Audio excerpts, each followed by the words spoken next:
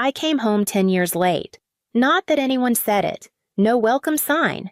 No hug in the driveway. Just a couch that smelled like dust and old cologne and a pillow thrown at me like an afterthought. My name's Carol Callahan.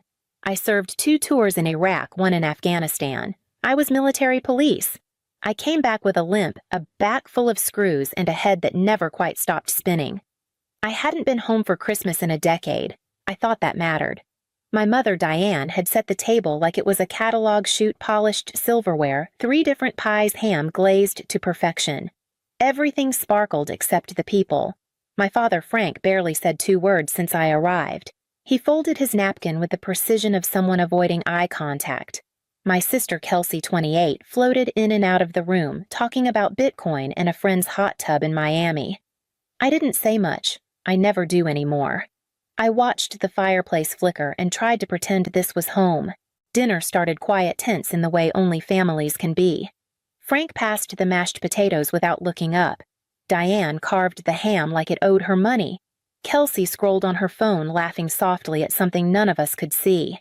Then Diane raised her wine glass. "To family," she said.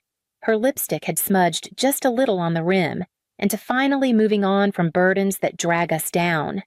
It took me a second to realize what she meant. No one looked at me. Not even Frank. "You're not a hero," Carol Diane added. "You're a burden. You don't belong in this house anymore." I froze fork halfway to my mouth. The cranberry sauce on my plate suddenly looked like something else pooled congealed. I thought I was imagining it. I waited for anyone to push back, to say, "Mom, what the hell?" But they just kept eating, or pretending to. I set my fork down slowly. "Excuse me." I asked, my voice too calm. That always made her angrier. Diane tilted her head, almost pitying. "You came back with nothing but doctor's bills and nightmares. We tiptoe around your moods. And you still haven't paid rent." "Rent?" I blinked. "I sent money home every deployment." "We were drowning," she snapped. "You don't know what it's like to run a household." "I do," I said quietly. "Just not one where people pretend I'm invisible." Frank shifted in his chair but didn't speak. Kelsey stared at the table. I looked around at the people I'd given my 20s for and saw strangers. My hand trembled as I reached for my glass. And that's when I knew I hadn't come home. I'd walked into a house that no longer had room for me. I didn't say anything at first. I just looked at my mother. Diane had already gone back to slicing ham as if she hadn't just cut me open with a sentence. Kelsey was tapping her phone again. Frank stared at his plate like the mashed potatoes held the answer to a war he'd never fought. "You know I didn't come back here to take anything I said low. I came because it's Christmas. Because I thought family meant something." "Family," Diane repeated, not looking up. "Means pulling your weight. Not sulking around with a bad back and nightmares no one knows how to fix." I didn't expect kindness. I didn't even expect gratitude, but I hadn't expected contempt. "You think I wanted this body?" I asked. "You think I asked for nerve damage and sleepless nights?" She set the knife down. It clicked hard against the ceramic plate. "You made your choices, Carol. You enlisted. You said you wanted to help us. So help us without dragging us down." I looked at Frank. "Dad." He flinched, just barely, then dropped his eyes again. The napkin in his lap had been folded into a perfect square. I turned to Kelsey. Anything to say? She didn't look at me, just took a long sip from her wine glass. I stood up slowly. My legs protested, my back flared, but I made it to standing. "I sent money every tour I said. Every single one. I sent it when I was sleeping in tents and brushing sand out of my teeth. You called crying about the mortgage. I wired it from a combat zone." Diane shrugged. "We're still behind, and you being here only makes it worse. You don't work. You don't contribute. I just got out of the damn hospital 6 weeks ago." "I'm too tired for this," she muttered, picking up plates. "You're a grown woman, Carol. Time to stop sucking us dry." She moved toward the kitchen. The room was silent except for the sound of silverware being stacked like it was any other night. I stared at her back, her perfect Christmas sweater. The house she paid off with my hazard pay. "I see," I said. "So that's how it is." "You want the truth," she called from the doorway. "You're not needed here." The words didn't even sting anymore. They just confirmed what my gut had been whispering since the day I walked in. Later that night, I sat on the edge of the couch and opened my laptop. I logged into my credit monitoring account. I hadn't checked in months. I didn't expect anything unusual. But then I saw it. A loan. $22,000. Taken out 6 months ago. My name. My social. A cosigner listed Diane Callahan, the stated purpose vehicle for rehabilitation transport. I didn't own a vehicle. I didn't even have a license anymore. I closed the laptop. My chest was tight. My face was hot. They didn't just erase me, they used me again. I packed in silence. I didn't slam a door or raise my voice. I folded my clothes like I was still on base, tight and clean, everything squared away.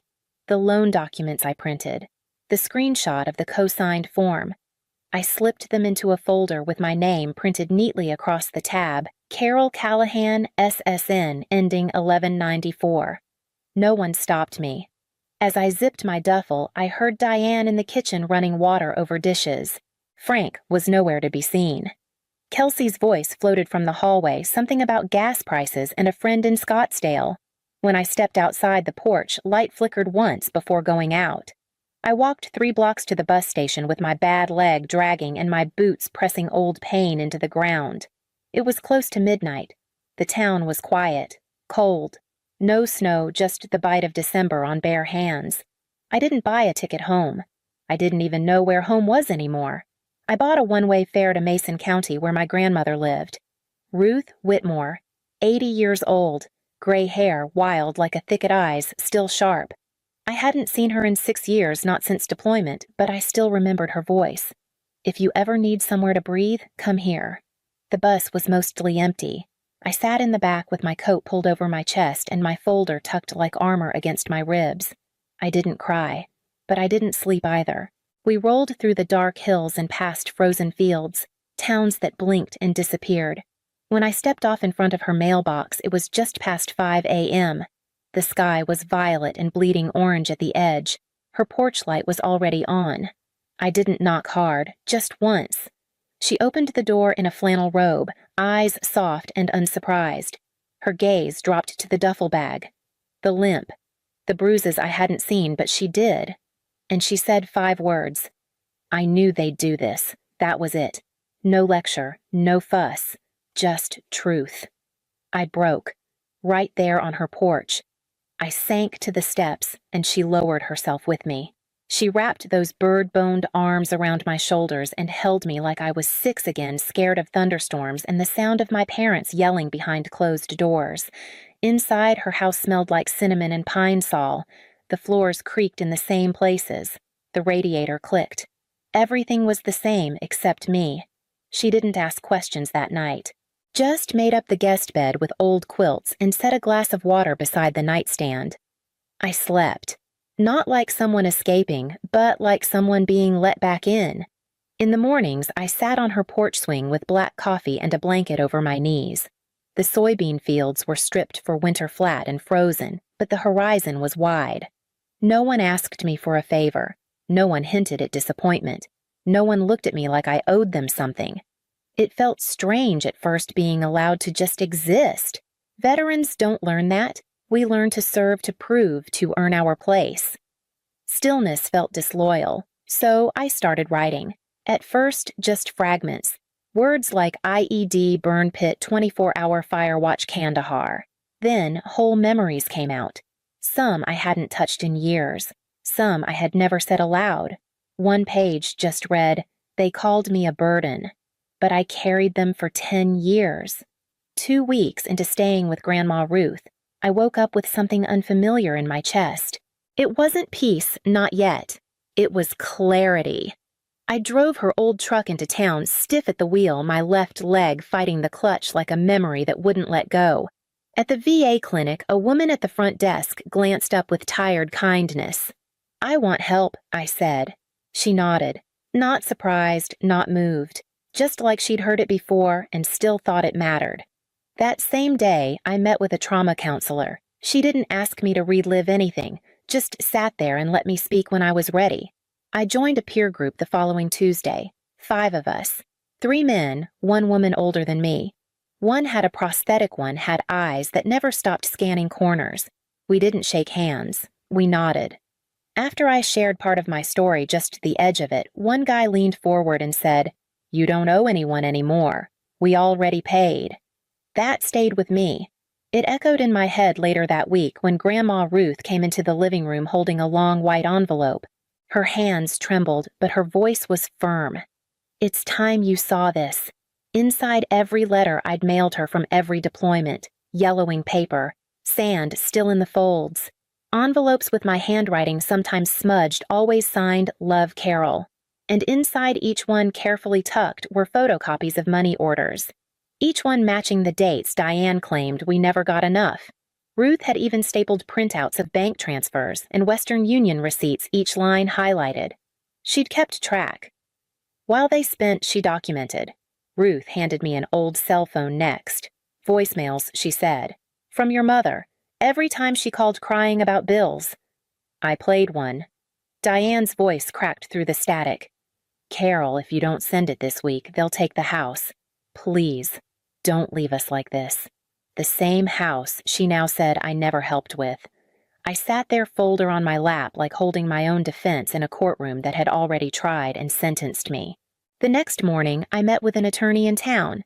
Small office, quiet carpet. He was a veteran, too Navy. He didn't flinch when I handed him the documents.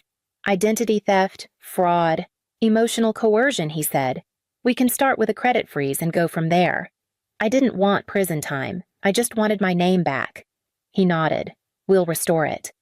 Within a week, the VA Loans Department had flagged the account. Within 2, a fraud report was filed.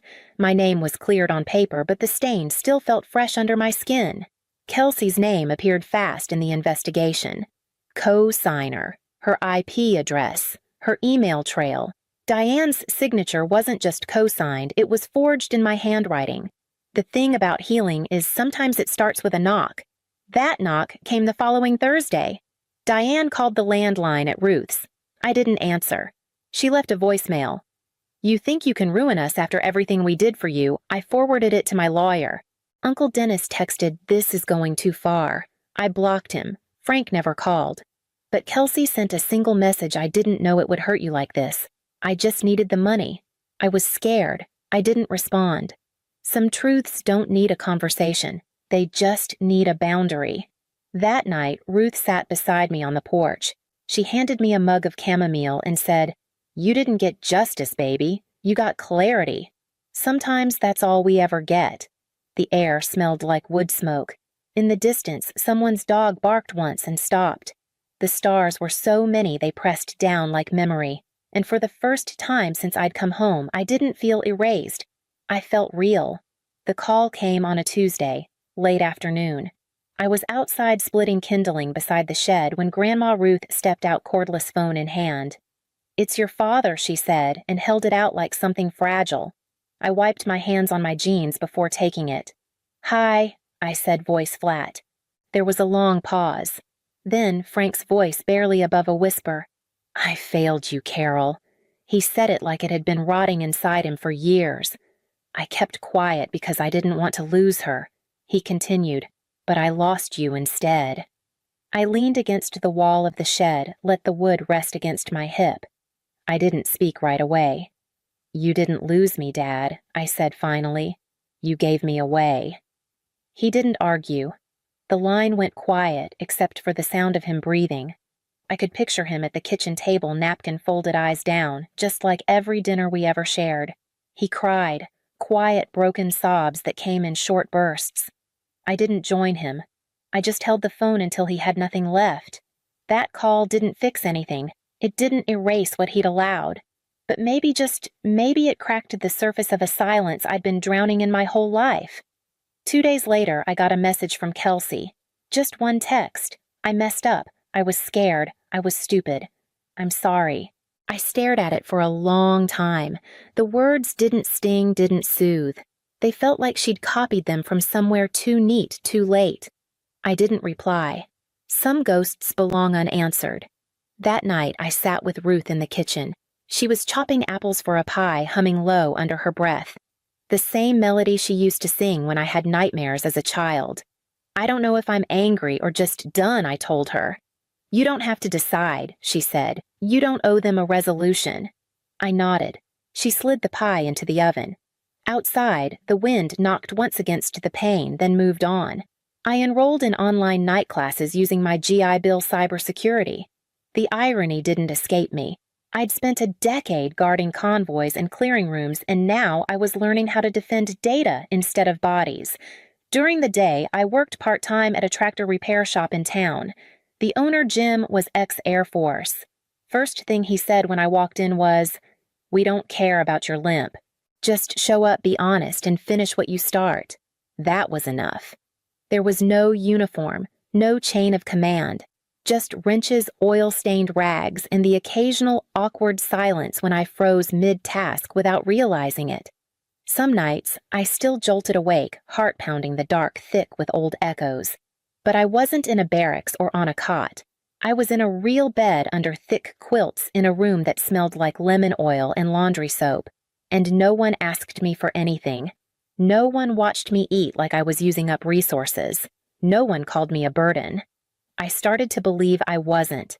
One morning, just after sunrise, I sat on the porch swing with a cup of coffee. The soybean fields were turning green again, and the breeze smelled like wet earth. Grandma Ruth joined me, her own mug in hand. She watched the fields for a long time before speaking. "You know, baby," she said, "you didn't walk away from your family. You walked toward yourself." I didn't answer right away, but I smiled. And for the first time in years, I believed her. Some people will never apologize the way you needed. Some debts won't be repaid. Some wounds don't close, they just stop bleeding. But healing doesn't ask for permission. It waits for you to choose yourself. And then keeps waiting every single day you do.